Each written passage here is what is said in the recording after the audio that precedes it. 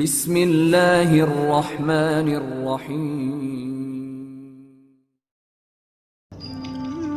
حسن بصری سے کسی نے پوچھا کہ آپ کے تقوی اور پرہیزگاری کا راز کیا ہے؟